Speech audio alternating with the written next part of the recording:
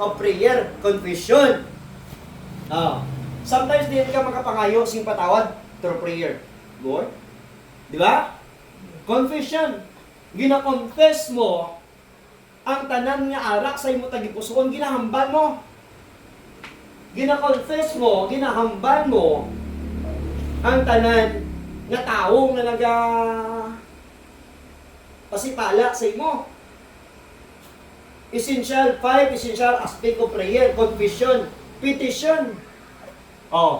Nagapetisyon ka. Ano ginapetisyon mo? Sa ang iya pulong ang ginambal mo, ginambal niya. Nga dapat, Lord, ginambal mo, dapat matabo gini sa akong kabuhi. Di ba? Gina-remind mo siya. Gapetisyon ka. Di ba grabe yung mga petisyon sa tao pag ang mga politika ginambala, iyang nga muna, gina-remind sa mga tao, no? Na, gina-petisyonan. So, intercession. Number 3, intercession. Ano ang bali Pablo? Sige, basa natin. Okay, ano ang bali na? Magpangamuyo kamo permi nga may pagpasalamat kag samtang nagapangamuyo kamo, bantayin ninyo ang inyo una-una. Ano ang aras sa una-una tao? May COVID permi. Amen. Even sometimes we think negative sa ibang nga tao. Even sa mga pastor man. We think negative.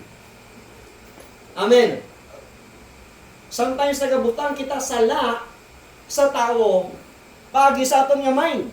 Pero tandaan mo, hindi ang tao ang ginabutangan mo sala ang nakasala, kundi ikaw nga nagapaminsas na. So muna dapat maintindihan natin, tingmangpan natin, that prayer, hindi lang pagpangayo, kundi isa man nga pagbantay. Botsing nga ng prayer can control your mind. Anong ara sa mind mo? Emotion. Amen? Amo na, pagising mo pa kamuyo, kung control mo ang imo pang nauna. Yes. Through prayer. So kung wala ka na prayer, wala sugit. Dayon, intercessor to, no? Intercession. Sa ikatatlo, siling ni ari ng intercession dire sa 3. Pangamuyuin man ninyo kami, nga hatagan kami sa Dios sing kahigayunan nga makasugid sing tanako. Ano namo i-personalize namo ni as a pastor. Pangamuyuin man kami. Yes. Lantawa bala si Pablo na encounter ya mismo ang Dios. Di ba? Sa nagkakadto sa Road of Damascus. Grabe, na-encounter yang Ginoo. Nga, ginahingabot ni mo ako. Sino ka? Ako, ang Diyos ginahingabot mo. Pag dito, nabulag siya. That's why si Pablo, even na-encounter, yung nakagrabe ang gamit sa Ginoo siya nga life. Nga ibinabot sa punto nga napriso sila sa pagpanugid sa pulong ng San Diyos. Pero still, nagapangayo sa sang pangamuyo sang ko-Kristiyanya. Sa pariyo yung nga Kristohanon, kay kabalo siya, without prayer of other, we cannot stand against the enemy. Yes. Tandaan natin na, without the prayer of other Christian, hindi ta kaya to bangon ng tanan.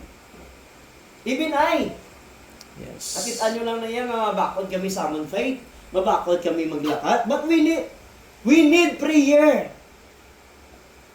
Amen. Yes. That's why meron kita meeting to pray, to plan. Di ba? Para sa plano, sa ministry, plano kung paano natin palakaron ang ministries nga ginsalig sa Diyos sa aton. Yes. Kag ina tanan makuha naton, madaog naton through our united prayer. Yes. Pero kailan tawag lang? Supposed to be prayer, hindi gani, hindi ka pila man, hindi mo rasan gani. Lawig mo ganing tambay, sa gwa kisa daw. Sa atong niya pangamuyo.